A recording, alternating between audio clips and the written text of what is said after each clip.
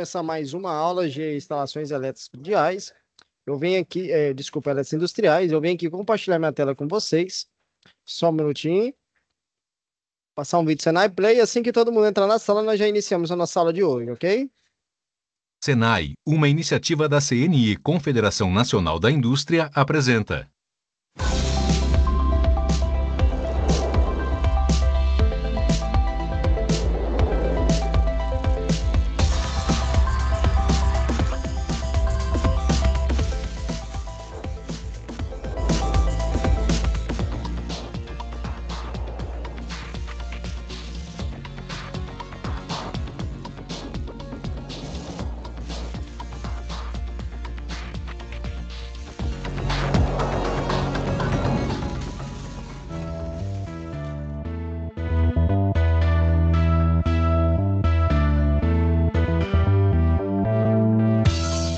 Desde a Revolução Industrial, as máquinas se tornaram indispensáveis nos processos de manufatura.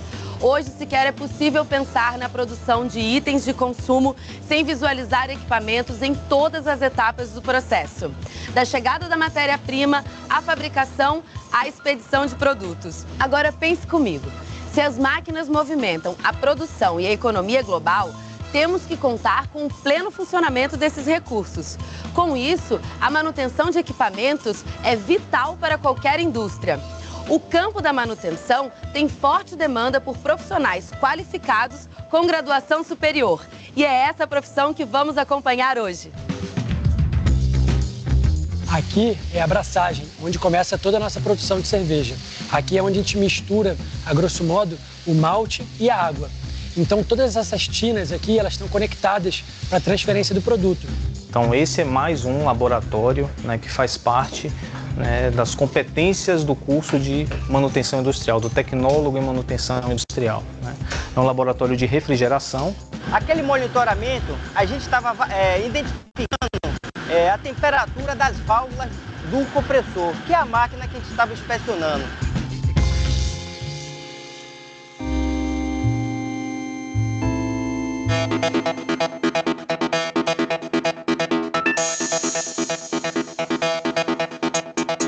Aqui na linha de produção da Ambev, no Polo Industrial de Camaçari, bebidas são fabricadas a todo momento.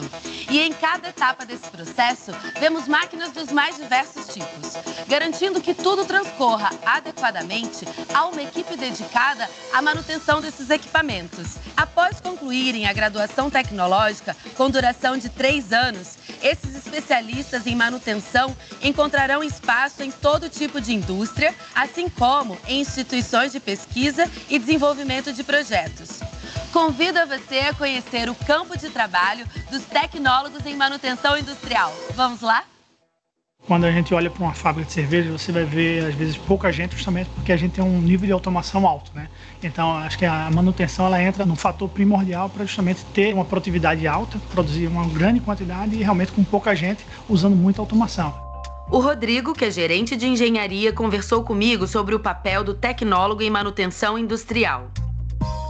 Rodrigo, hoje é impossível pensar nos processos industriais sem as máquinas, né? Com certeza, Flávio. A ideia é que nossos técnicos de manutenção, eles consigam prever os problemas. Nós temos os planos de manutenção aqui baseados em inspeções. Então, esses técnicos vão para campo e fazem as análises deles, temperatura, vibração. Então, eles conseguem identificar se tem alguma anomalia. E o foco é que a gente atue antes dessa anomalia causar a parada da linha. A gente tem 4 tipos de técnicos aqui. A gente tem os eletricistas, mecânicos, instrumentistas e automação. E como o tecnólogo em manutenção industrial poderia atuar com todos esses especialistas, com todas essas áreas? Flávio, eu vejo a função dele aqui gerenciando essas equipes, analisando os indicadores de performance da manutenção, analisando os indicadores de produtividade também, para ver o quão bem a gente está indo na nossa missão de evitar que as máquinas parem.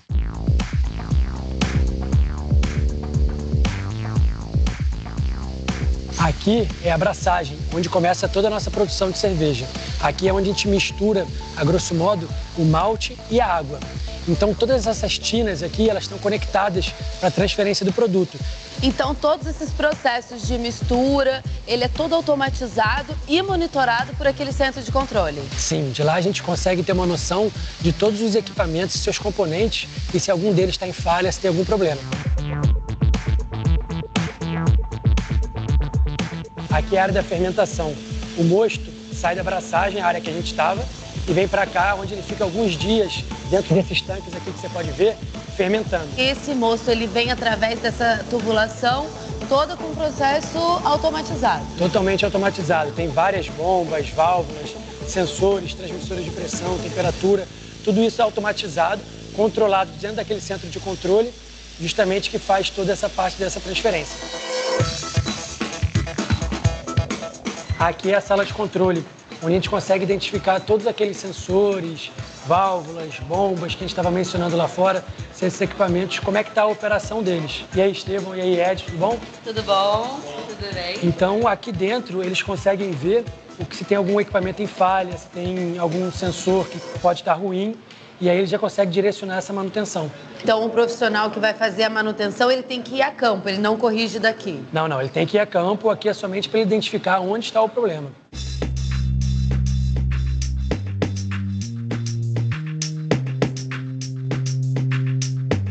Aqui é a área onde começa o invase. Aqui é onde vem as garrafas vazias do mercado e aqui a gente chama de despaletizadora. Essa máquina aqui tira as garrafas do pallet e bota no começo da linha de produção. As garrafas são lavadas e inspecionadas por uma máquina. As que tiverem algum tipo de imperfeição são descartadas. Já as aprovadas seguem para a enchedora e depois para o pasteurizador. Em seguida, as garrafas vão para a máquina rotuladora.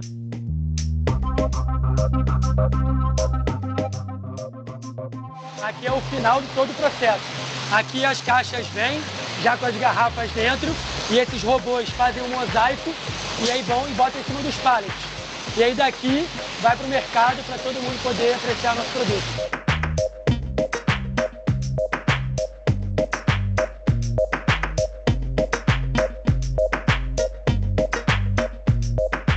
Deixa eu adivinhar. Você tem facilidade com ciências exatas, gosta de máquina e tem um bom raciocínio lógico. Acertei? Então também aposto que você se identificou com a área de manutenção industrial. Se você já tem o ensino médio completo, procure uma instituição de ensino credenciada pelo Ministério da Educação. E se prepare para essa carreira que garante aos profissionais uma média salarial de R$ 1.600 a R$ 6.000 por mês. Vamos conhecer um grupo de estudantes que está seguindo exatamente esse caminho.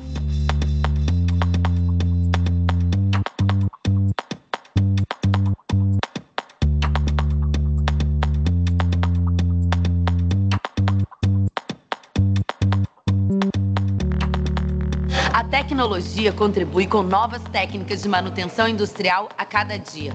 Os alunos da Faculdade Senai Cimatec, em Salvador, sairão daqui preparados para encarar o que há de mais contemporâneo no mercado.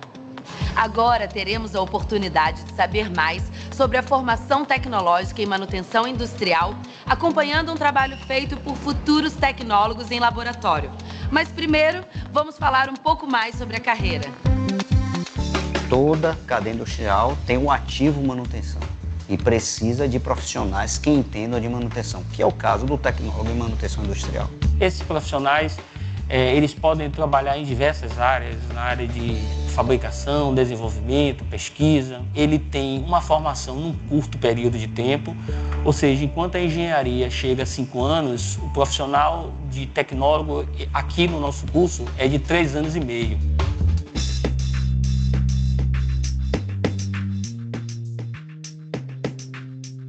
Aonde a gente está? Bom, nós estamos aqui no Senai Cimatec, né? É o Centro Integrado de Tecnologia e é onde a gente realiza diversos cursos, né? Dentre eles o tecnólogo em manutenção industrial. O aluno ele tem que ter alguma vocação, algum perfil específico para poder ingressar no curso? O perfil do egresso do aluno de manutenção industrial, do tecnólogo em manutenção industrial, é para atuar na indústria. E esse aluno ele é formado com as competências que são necessárias para ele atuar nesse ramo industrial. O que ele vai ver aqui é o que ele vai encontrar também no mercado, no ambiente de trabalho? A formação que ele tem ao final do curso pressupõe que ele tenha matérias específicas de manutenção. Então ele tem disciplinas que muitas vezes são comuns, inclusive alguns cursos de engenharia. Além da teoria, o aluno também vai ter bastante prática no curso. Sim, tem bastante prática e esse talvez seja um dos pontos diferenciais aqui do Senai Cimatec, né? Nos laboratórios, os alunos colocam a teoria em prática. Para conhecer melhor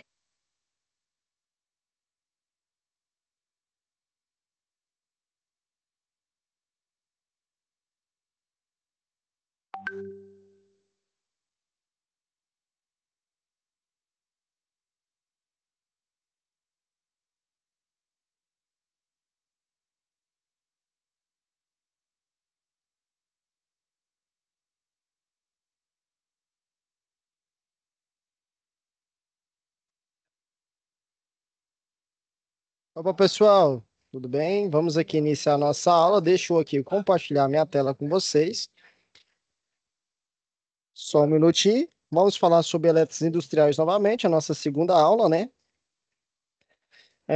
Aqui nós vamos ver hoje o que é um contator e seu funcionamento, um fechamento de estrela triângulo e a partida direta.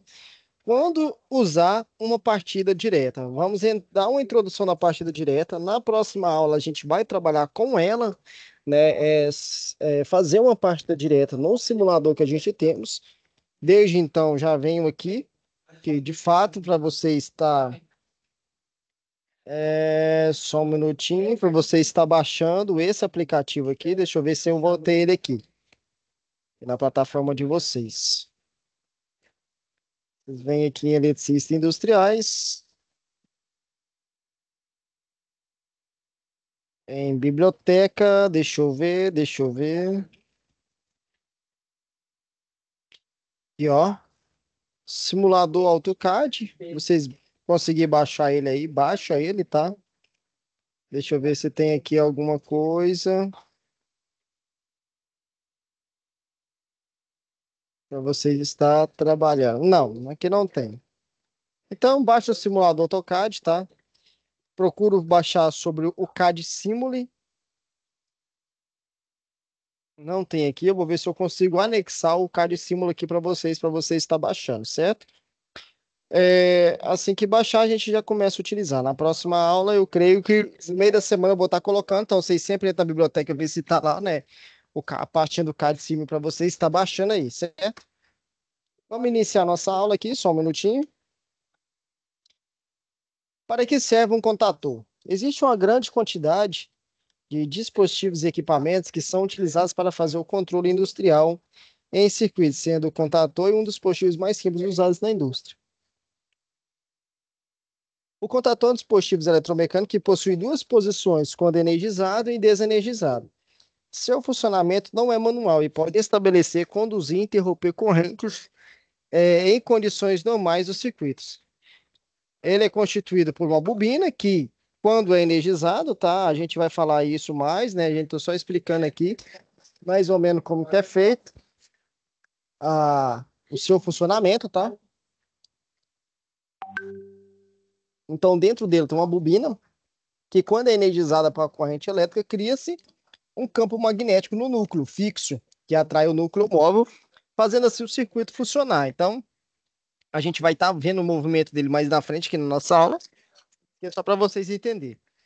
Quando a energização é interrompida, não havendo corrente elétrica, consequentemente interrompe o campo magnético, provocando o retorno do núcleo móvel devido às molas exigentes. Aqui são as molas, tá? Aqui são as molas da nossa contatora. E aqui é onde que ele vai atrair, certo? Uma bobina na outra. O contator é formado por bobinas responsáveis pelo campo magnético que atrai o núcleo pelo núcleo de ferro, que aciona o contato pelo movimento. Então, assim que vocês energizar ele aqui, ó, deixa eu ver se eu consigo melhorar a situação aqui para vocês. Desenhar. Assim que vocês energizar aqui, vai criar, né, um campo magnético aqui, fazendo com que essas bobinas, né, se fechem aqui, passando, né, um contato de uma para a outra aqui embaixo, aqui, ó. Onde que ela vai ser ligada no motor, certo? Onde ela vai ser ligada no motor. Então, esse é um dos funcionamentos. E a posição de repouso pelo próprio contato, que é acionado quando o núcleo de ferro está acoplado. Para contatores alimentados com tensão alternada, então ali tem algumas tensões que são, né, ligadas a bobinas. Com certeza, a trifásica ali vai ser 3 fases, né? Ou você pode ligar uma fase da contator. Mas quando você for ligar o selo dela, tá? Ou ligar a contatora para ela acionar, ela vai ter algumas conexões que ela pode ser feita, que será chamado no borne A1, no neutro, no A2, para alimentação em 110 volts, ou ligando uma fase em cada um dos terminais da bobina, bornes A1 e A2. No caso da alimentação com 220 volts, com a energização da bobina eletromagnética, o campo magnético criado atrai um núcleo móvel que se desloca, arrastando consigo os contatos móveis. Então, acontecem alterações do estado de contatos, quanto aqueles que estão abertos se fecham e que estão fechados vai, né, se abrir. Então, aqui da mesma forma, é a forma de uma contatora, não sei se todos aí já têm o conhecimento, tá? Os contatos NAs normalmente são abertos, que é esse 13 e o 43, NC. Os contatos NF, que são normalmente fechados, será esse NC, né? E NC de 21 e 31. E aqui serão a saída dos contatos fechados e a saída dos contatos abertos. Sempre lembra disso aqui, porque todo circuito que a gente for trabalhar agora dentro da área de elétrica, a gente vai trabalhar com NA, certo?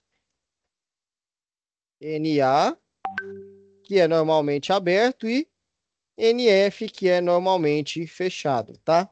Então, a gente sempre vai estar trabalhando com isso aqui. Nunca se esqueça desse momento.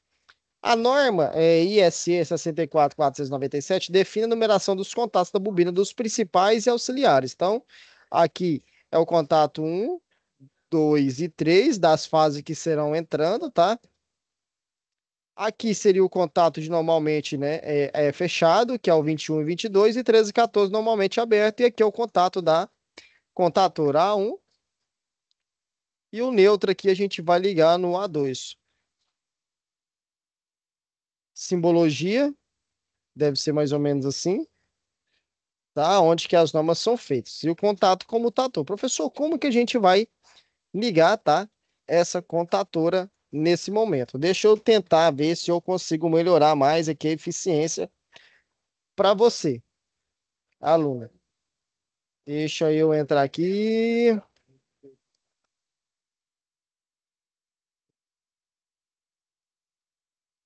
Vamos pegar esse modelo dessa contatora aqui.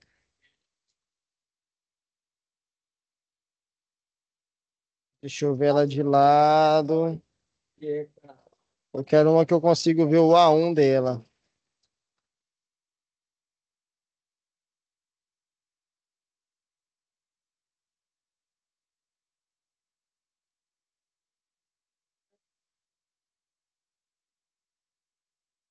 Vamos lá.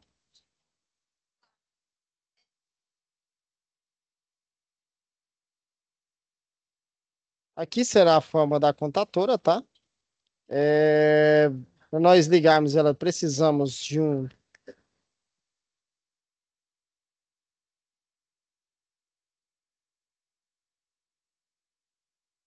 disjuntor trifásico.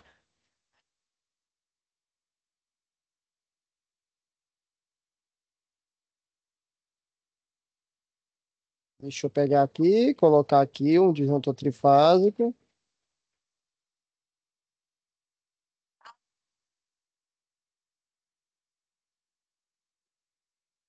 Deixa eu diminuir essa imagem aqui.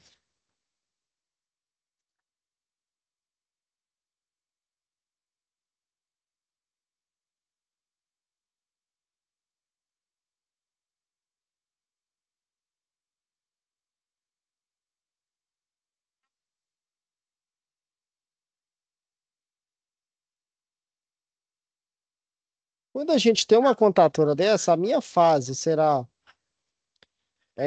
uma fase que será ligada aqui, ó, no meu L1, ela vai vir aqui. Vamos pegar o vermelho, L2. Pegar o preto. L2 e vamos pegar um amarelo aqui, tá? Mas será as 3 fases, L3. Aqui, ela vai sair para o motor. Aqui ela vai estar saindo para o motor, certo?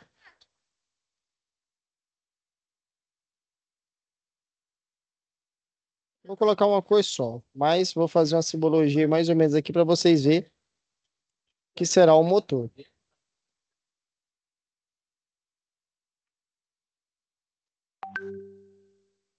E aqui ela vai, né, para o motor.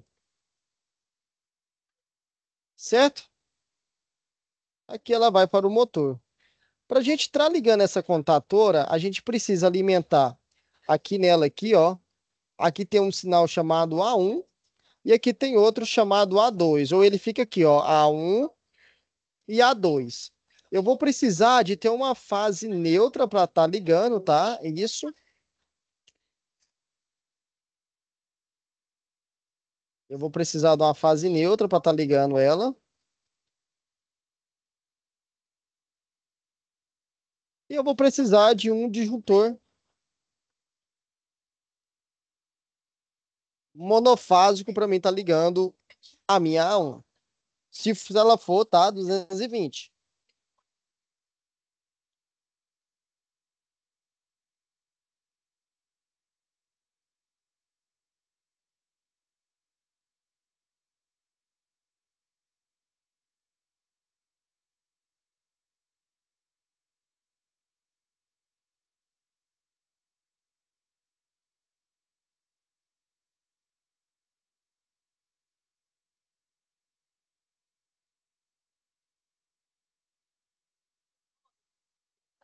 E aqui será um disjuntor. Se eu quiser ligar uma botoeira, eu ligo uma botoeira nele, mas por enquanto eu vou estar explicando aqui só como que é o funcionamento, tá? De você estar ligando uma contatora. Ela será ligada mais ou menos assim, beleza? Aí, se eu quiser colocar agora uma sinalização, eu vou marcar esse selo aqui, ó, vou fechar o selo. Vou colocar no 13 e no 14. Eu consigo, né, ter várias atividades na hora que eu estiver montando essa contatora. Mas, de princípio, para mim energizar essa contatora é dessa forma. Eu ligo o disjuntor, ela vai imantar aqui o meu A1 e vai atracar a minha contatora. Não sei se vocês já trabalham com isso. Luiz André, o Wagner, né? Você já trabalha na indústria, né, Wagner? O Luiz... mas vocês conhecem como que é um procedimento de uma contatora, certo? Sim. Conhece? Bem tranquilo? Sim, conheço.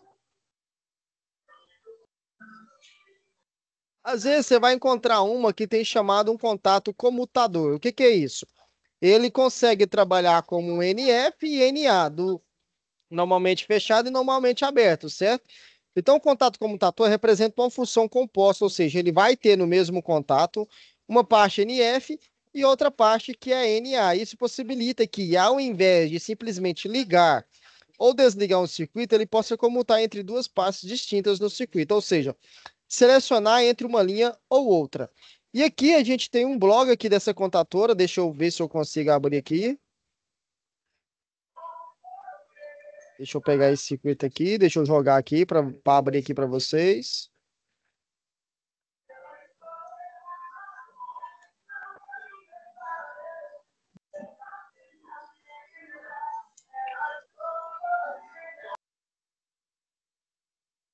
Aqui é o modelo de uma contatora, ó.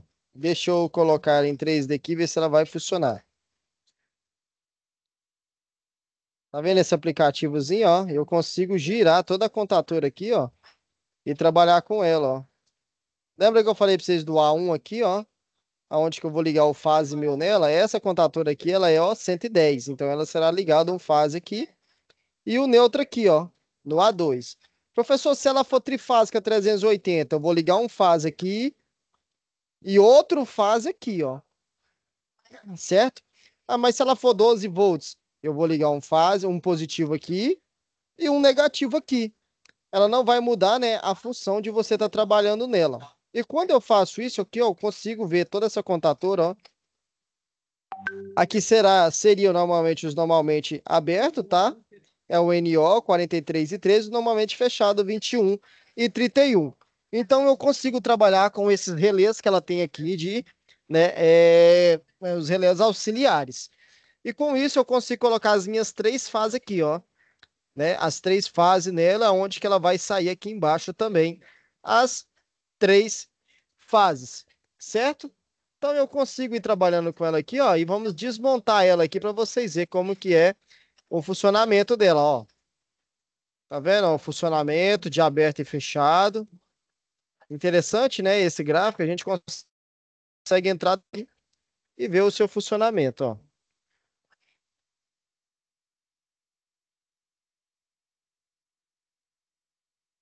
Eu vou desmontando ela todinha, ó, e eu consigo mostrar para vocês ela toda aberta, ó.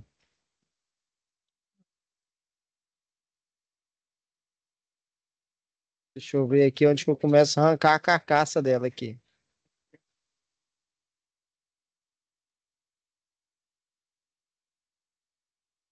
Aí, ó. Aqui, ó, é onde que vai a bobina dela, ó. A bobina ela vai aqui dentro, aqui, ó, aqui atrás, ó.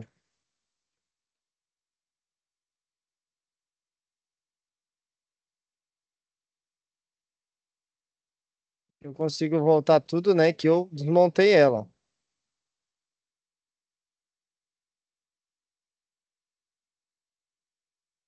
Eu consigo, né, tirar todos os meus parafusos dela, ó.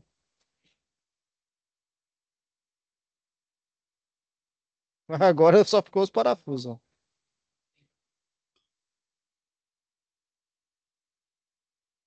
Interessante aqui a mola de ajustar ela, de travar ela no trilho, ó, né, aonde que a gente vê toda essa contatura. Com isso, para a gente entender aonde que a gente vai utilizar, e como já sabemos, a partida, né, estrela triângulo proporciona a redução de corrente elétrica do motor elétrico trifásico, através do tipo de fechamento do motor. Ah, eu quero fechar o meu motor 220, 380, 110. Como que eu vou fazer isso, professor? Você precisa, né, saber primeiro qual a tensão que eu vou trabalhar. Vou trabalhar com tensão 110, vou trabalhar com tensão 220, 380, 440. E qual que o seu motor, né, tá ali para fechar. Se ele tá em 220 ou se ele tá em 380. Ou seja, estrelo ou triângulo. O motor utilizando para esse tipo de ligação deve ser, né, ter a possibilidade de, no mínimo, 2 tipos de fechamentos e suas bobinas. O fechamento em estrela ou triângulo, menor ou maior tensão. Professor, aonde que eu vejo isso? Deixa eu ver se aqui tem. Aqui, ó. Quando você vai lá na plaqueta do motor, você vai ver aqui, ó, a minha tensão aplicada nesse motor será 220 ou 380. Quando eu vejo essa plaqueta, eu vou saber como, né, que eu vou fechar ele. Se será em estrela ou será em triângulo. E a gente sabe, tá, que a gente vai ter uma maior ou menor tensão. O fechamento triângulo, tempo e definição, que será esse aqui, tá, permitir com que o motor receba o menor nível de tensão de alimentação, para a qual foi projetado por um exemplo, tá, em um motor com tensão de alimentação 220 ou 380. O fechamento em triângulo permitirá a inserção da tensão 220. Então, o estrela 380 e o triângulo tá 220. Essa aqui é um dos modelos. O fechamento estrela tem por definição permitir com que o motor receba o maior nível de tensão, que será essa, e o triângulo, menor nível de tensão. Exemplo, se eu tenho ali um motor de 440, 380, qual que será o meu maior nível? Alguém sabe me responder?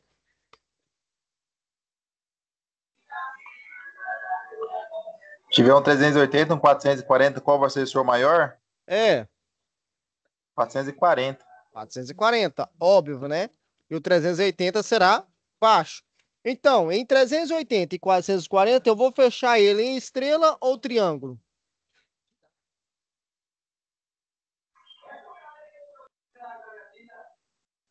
Não entendi, professor. Eu tenho um motor que ele tá. Nós acabamos de falar que nós temos um motor 380 e um 440, certo? E se eu falar que o fechamento da minha estrela tem por definição permitir que o motor receba maior nível de tensão, e o meu triângulo é a menor nível de tensão, se eu quero fechar ele em 440, qual tensão que eu vou fechar ele? Em estrela ou triângulo? Triângulo. Triângulo, que é o que vai receber com a maior tensão, certo? Mas, enfim, eu tenho 380 e tenho 220. Eu vou fechar ele na minha menor tensão. Qual que eu vou utilizar? 220. E a tensão, fechamento de estrela. Então a gente não pode errar, tá?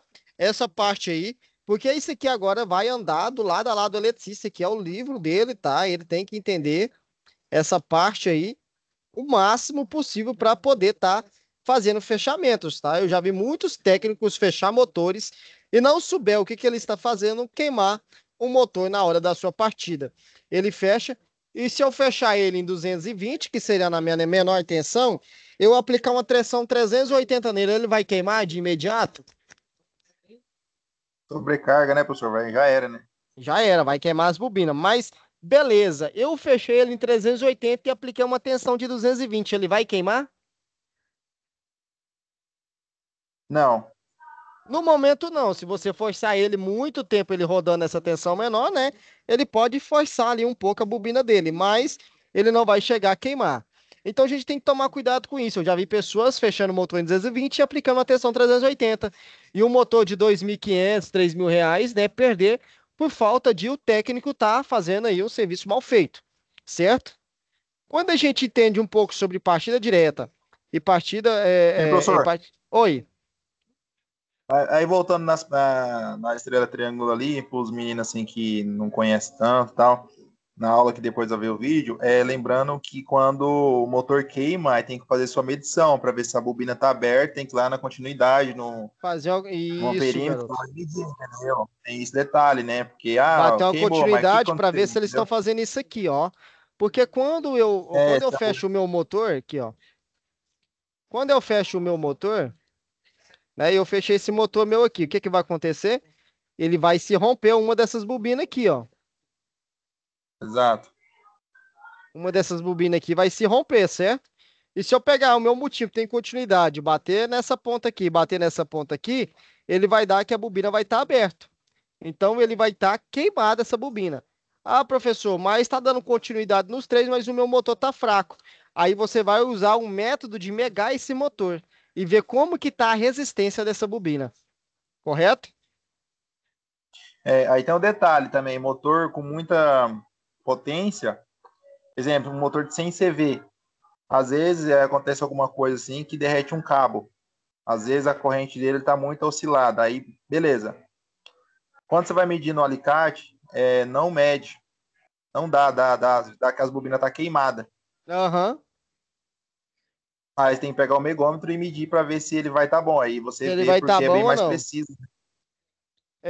Vocês já tiveram as primeiras aulas práticas de vocês? Só a partida direta mesmo na bancada, com conexão rápida, não com mão, cabo, essas coisas, entendeu? Então vocês pegaram só a partida direta de início, chegou a pegar nada de medição, de chave de bobina, não, funcionamento só a de uma contatora, nada? Um fechamento estrela-triângulo? Não. Não, né? Nós tivemos só uma aula, né, que foi agora de aula passada, que foi na teoria, partida direta, e depois na mesmo dia aula prática, que foi na parte depois da pausa. Mas nem ensinou os princípios, não, né? De uma leitura de uma placa de motor. Não ainda. Não, beleza, então. Ver se eu consigo fazer um alinhamento com esse professor para nós, né, pra andar juntos. Aham. Beleza? Olha. Que nem agora nós estamos fazendo partida direta, né? Partida direta no CAD-Simu, entendeu? Vocês conseguiram baixar o CAD-Simu? Acabei de baixar agora. Tava com problema. Beleza. Mas lá ontem na aula passada agora, a gente estava fazendo em sala, né? Partida direta com reversão. É porque nós também faz aqui no Kart Simulator, né? Nós também monta. Por isso que eu perguntei se vocês baixou para nós montar na hora que estiver montando. A próxima aula mesmo a gente já vai montar uma partida direta do Kart Simulator, que é o que vocês pegou tanto na prática e na teoria, né? Isso, aí nós estamos montando agora. Na verdade, eu tô até treinando aqui agora, né? Aí eu lembrei que tinha aula daí, por isso que eu entrei atrasado. Esse menino falou na Não, sala tranquilo. aqui. Tranquilo. Mas então, aí falando do motor lá, professor, aí tipo, hoje mesmo aconteceu um negócio com a gente lá.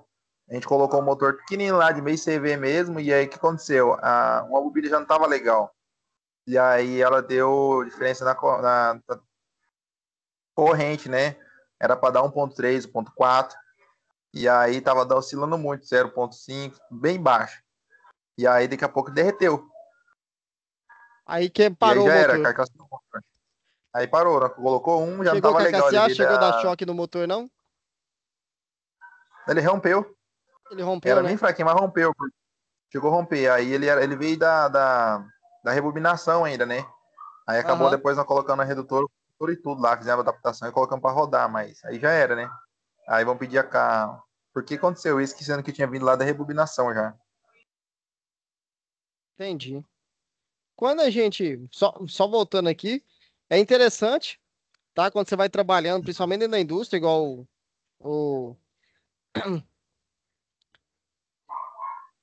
igual o Wagner aí tá trabalhando, tá? Dentro da indústria aí, é interessante que a gente vai pegando essas manhas, tá? Isso aí é manha que tem que você vai pegando na hora que você tá trabalhando ali. E você tem que entender um pouco o seu funcionamento. E isso, né, traz essas dúvidas para a parte da aula. Quando a gente falamos em motores elétricos, a gente tem que entender a sua plaqueta. Não sei se todos conseguem já ler uma plaqueta, mas se você bater o olho aqui, você sabe que esse motor aqui ele é de 3 cavalos, né, de 2.2 CV. Né? E aqui eu sei que a alimentação dele será 220 e 380. O IP dele será de 21. Ele é em 60 Hz. Quando ele está em 220, a minha corrente dele tem que ser 9.30.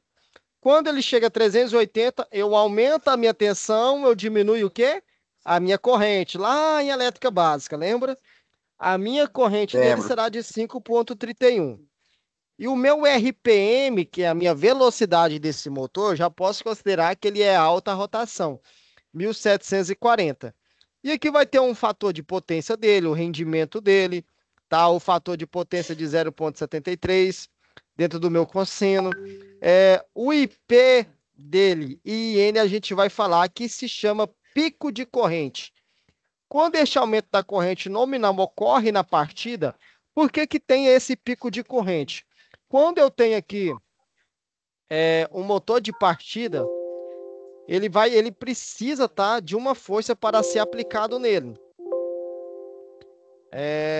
Deixa eu abrir aqui uma nova página aqui, exemplo. Lembra daquele gráfico da minha corrente alternada? Ó, deixa eu abrir aqui, né? Quando eu tenho uma força aplicada no meu motor, eu consigo ver que quando eu aplico nele, ele vai ter um pico de partida aqui, ó, muito alto para que ele, né, saia da inércia. O que que é isso, professor? Eu gosto de citar um exemplo de um carro parado na estrada, acabou a gasolina ou bateria ali e você precisa de empurrar aquele carro. O que que vai acontecer? Você vai aplicar uma força em cima daquele carro para que ele saia, né, do local, para que ele se movimente. Ele está parado. Então você está aplicando uma força em cima da inércia. Quando você aplica essa força, você aplica uma força a mais, por quê? Porque o carro está parado e você precisa que ele movimente. Mas a partir que quando esse carro começa a se movimentar, você já vai diminuindo, né, a força que você aplica nesse carro, correto? Da mesma forma, seria o motor. Quando o motor de partida ele vai, né, fazer a partida dele aqui, ele precisa de uma força aplicada para que esse motor venha girar. E isso é chamado de pico de corrente. Porque a minha corrente vai lá no pico máximo, na hora que ele começa a girar, ela diminui e vem aqui, né, no meu momento que ela vai baixar, se for 380, para 5,38. Mas quando eu aplico essa força, ela vai para 7,9, que será meu pico de corrente. Vocês conseguiram entender? Ou quer que explica melhor? Deu para entender? Sim, deu para entender, sim. Deu para entender? Mais na frente a gente vai entrar mais em detalhe. Dependendo das partidas que a gente for montando, a gente vai entrar muito mais em detalhe com vocês sobre isso, tá? E isso é chamado de valor nominal. Pode-se apresentar danos irreparáveis ao circuito, como também ao equipamento. Porém, muitos são os avanços da tecnologia para tentar diminuir esse corrente de pico de partida, tá? E minimizando esse efeito, fazendo com que seja de 4 a 6 vezes o seu valor nominal. A placa de identificação do motor presente na sua estrutura apresenta informações importantes sobre a característica. Então, a gente vai trabalhar em cima do motor através desse emplacamento aqui dele, tá? Na próxima aula, a gente já vai entrar um pouco com partida direta, tá? E vai falar um pouco também já de partida com reversão na próxima aula aqui, beleza? Sim. Só lembrando, professor, que nessa corrente aí, quando você vai medir que o motor está partindo e já está rodando, tem que manter uma corrente meio que igual, né? Senão não pode ter variação, né? Um detalhe, não pode ter muita variação, porque se ele tiver muita variação, ele dá problema na sua rede. Então, ou no motor, ou no equipamento, então ele tem que ter aquela constância, o máximo. Se ela é 5,9, então é 5,8, 5,9, 5,8, ou manter 5,8, beleza, ali, manteve ali 5,8, aquela lei será a corrente dele. Professor, mas eu tenho que manter isso em todas as minhas fases? Se ele é trifásico, ele tem que estar 5,8 na primeira fase, na segunda fase e na terceira fase. Se minhas fases estiver desbalanceada, que normalmente a maioria das indústrias vai ter, ele vai ter 5,8 em uma fase, 5,7 em outra, 5,5 em outra, mas que será ali um equivalente entre elas, tá? Não pode estar 5,8 em uma e 8,8 em outra. Tá totalmente errado. Mas se tiver ali 2, 3 décimos ali na diferença de fase, ainda consegue basear tranquilo. Beleza?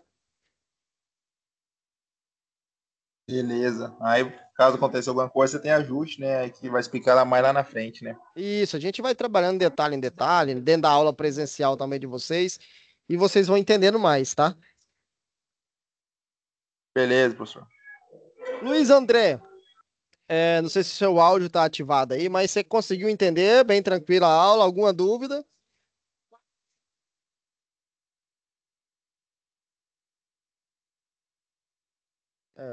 O áudio do Luiz André acho que não deve estar funcionando. Wagner, e você, tem alguma dúvida por enquanto? Tá bem tranquilo? Tudo certo. Acho que ele fica pelo notebook, professor, por isso que não dá certo às vezes. Tá. É complicado para falar, né? Não dá, tem que escrever, dependendo. Não, tá tudo certo. Show. Então, na próxima aula, a gente vai falar um pouco sobre partida direta, falar um pouco mais a fundo, partida com reversão, e começar a fazer essas montagens no simulador que a gente temos, tá? Beleza. Aí como que nós vamos fazer? Nós vamos te enviar? Como que o senhor vai fazer aí ou não? Não, a gente vai fazer aqui, vocês fazem aí, tá? Sem problema, não precisa de enviar. Agora, no presencial, não sei como é que é feita as atividades. O professor acompanha. Então, beleza. Aqui nós não precisamos de enviar, não. Só apenas as atividades mesmo. Fechou, então, Fechou? professor. Então, quero desejar uma boa noite para vocês, um bom descanso a todos. Agora aí será o quê? 7h45, mais ou menos? É, isso mesmo. Aqui nós já estamos indo para 15 para as 9, né? Já estamos quase finalizando a nossa etapa de hoje. Dormi já. Tá certo. Então, tenha uma boa noite, um bom descanso aí, Wagner. Bom descanso, Luiz. E até a próxima aula nossa, ok? Tchau, tchau. Um abraço a todos. Valeu. Falou, até mais.